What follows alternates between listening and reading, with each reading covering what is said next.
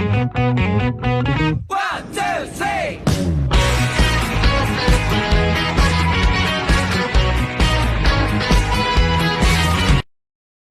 Good morning mga technician. So nandito naman tayo sa panibagong videos natin.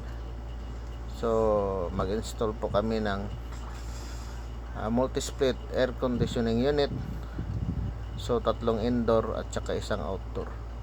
So dito kami sa elevator landing sa basement 1. Naghihintay kami sa elevator para may pasok namin doon sa loob yung mga gamit at saka yung aircon.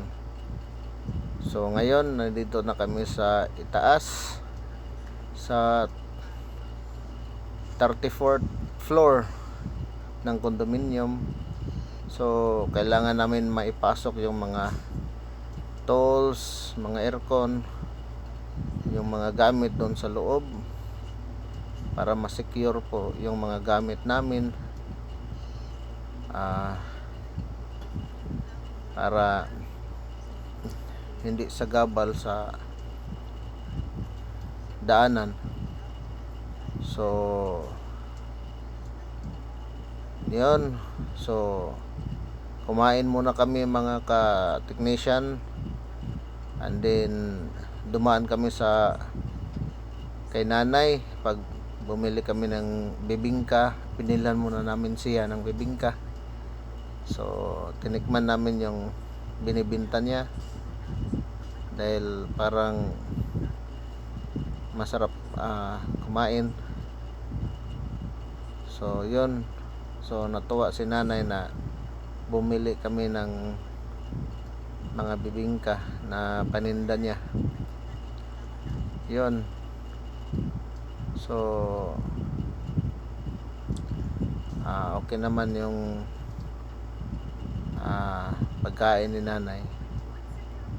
So pagkatapos nito balik na kami sa trabaho. So yan, so yan po ang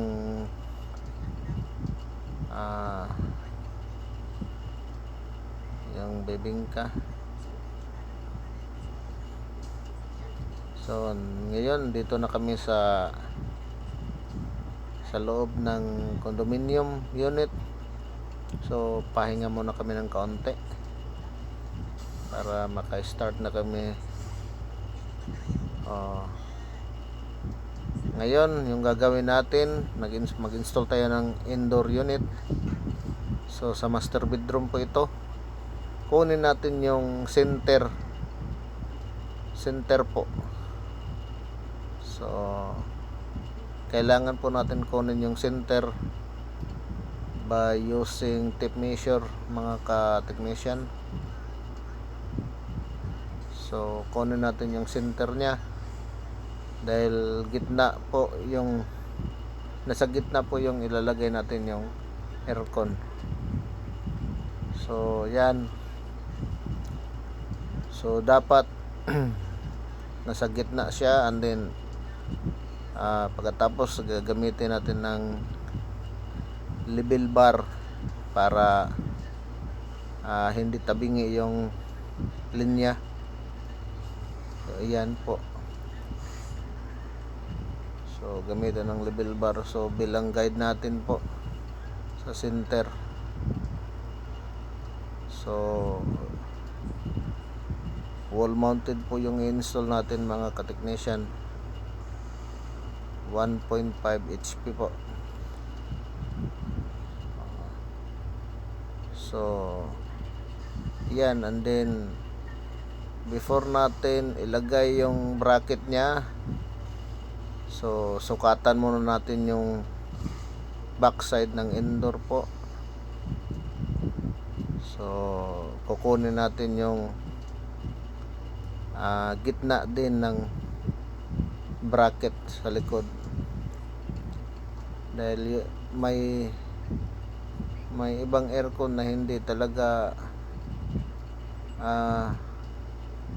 center yung kanyang linagay na butas. So make sure natin na saan talaga yung center nya. Yan po. So kailangan po sukatan natin para paglagay natin doon sa itaas, so hindi na tayo malilito. So ayan, nakuha ko na yung center nya. Tanggalin po natin yung screw para matanggal yung bracket. So ito po yung bracket ng indoor unit. So yan po, kailangan makuha natin yung center. So ayan.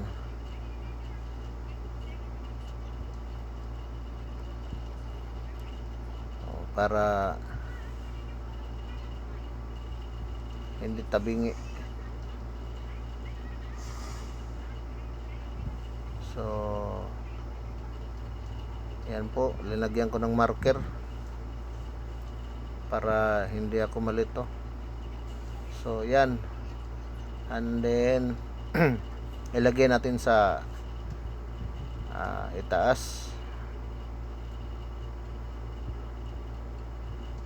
Try natin ilagay.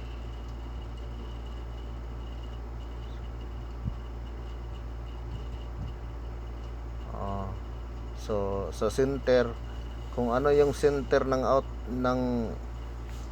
indoor bracket mo, ganun rin yung center ng linagay mo doon sa wall. Yan, and then lagyan mo ng marker. So ayan. So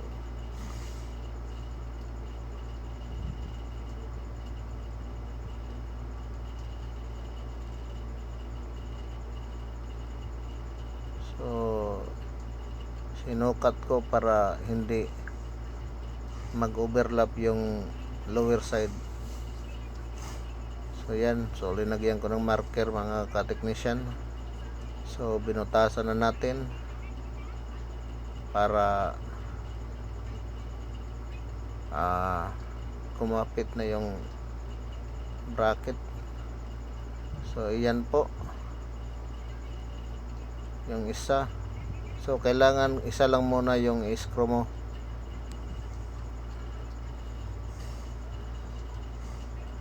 Isa lang muna. Yan po. And then pagkatapos,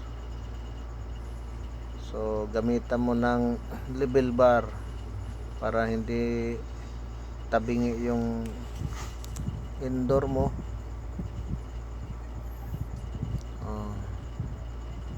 So dapat yung screw mo is center din para maka-adjust ka sa elevation ng indoor. Ganun po mga ka-technician. So yan, so tinanggal ko muna and then barinahan ulit. Yan po.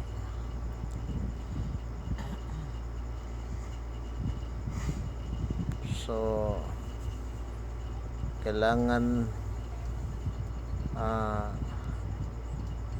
tamaan mo yung mga marker para hindi tayo mamblema ng drill screw. O yan po. So yan. So tapos na mag-drill, ilagay na po natin yung bracket. Tox muna mga ka-technician. Maglagay tayo ng tox. Yan po. So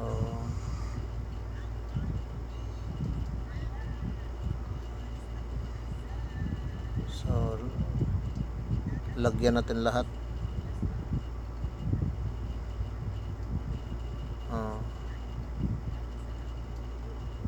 Katapos ilagay na po natin yung bracket. So kung mayroon kayong portable na drill, so yan mas maganda para madali. So and then mag level tayo ulit para sigurado na hindi tabingi. Yun na po. And then natapos na yung mag screw, ilagay na natin yung indoor unit. Yan po. So yan lang po yung paraan ng pag install ng indoor. Pero wala pa yung piping niyan, magpa-piping pa kami. So ganun lang po. So salamat sa pag-watching ng video namin. So mag-comment po kayo kung anong gusto nyong video na gusto nyo. God bless you all.